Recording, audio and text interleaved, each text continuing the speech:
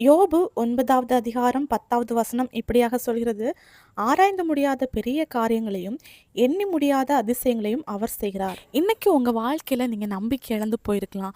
இது நடக்குமா, இல்லை இதை நான் காண்பேனா, இல்லைன்னா இந்த ஒரு காரியத்திலையாவது அற்புதம் அதிசயம் நடக்குமா அப்படின்னு சொல்லிட்டு நீங்க சோர்வுக்குள்ளாடி ஒரு கேள்வியோட நம்பிக்கை இழந்து போயிருக்கலாம். இப்படிப்பட்ட சூழ்நிலையில நீங்க இருந்துட்டு ஆண்டவரை ஆராதிக்கிறீங்க, துதிக்கிறீங்க.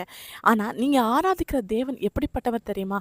அவர் ஆராய்ந்து முடியாத பெரிய காரியங்களையும் எண்ணி முடியாத அதிசயங்களையும் செய்கிறவர். அப்படிப்பட்ட தேவனுக்கு உங்க வாழ்க்கையில பெரிய காரியங்களையும் அதிசயங்களையும் செய்கிறது அவருக்கு ஒரு சாதாரண காரியம். இது நம்ம வாழ்க்கையில நடக்கக்கூடாதபடிக்கு இன்னைக்கு நம்முடைய விசுவாச வாழ்க்கை தடம் புரண்டு போயிருக்கு. ஒரு கடுகளவு விசுவாசம் இருந்தால் போதும், நம்ம வாழ்க்கையில் அது பெரிய மாற்றங்களை கொண்டு வரும்.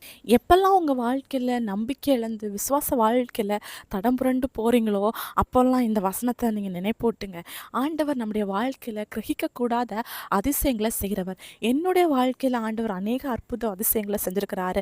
அதே மாதிரி இதை கேட்டுட்டு இருக்க உங்க வாழ்க்கையில கூட அவரால் அதிசயம் செய்ய முடியும். இன்னைக்கு உங்க வாழ்க்கையில எந்த இடத்துல ஒரு அதிசயம் நடக்கணும், எதுல உங்களுக்கு அற்புதம் நடக்கணும், எதுல உங்களுக்கு காரியம் வாய்க்கணும், அதை ஆண்டவர்கிட்ட விசுவாசத்தோடு, ஆண்டவர் நான் கேட்டால் எனக்கு இதை பண்ணுவார் சொல்லிட்டு நீங்க விசுவாசத்தோடு ஆண்டவர்கிட்ட கேட்கும்போது ஆண்டவர் உங்க வாழ்க்கையில ஆராய்ந்து முடியாதது, உங்க புத்தி கெட்டாத அதிசயங்களையும் அற்புதங்களையும் உங்க வாழ்க்கையில செய்வாரு. அவரை நோக்கி பார்த்த எந்த முகமும் வெட்கப்பட்டு போனதில்லை.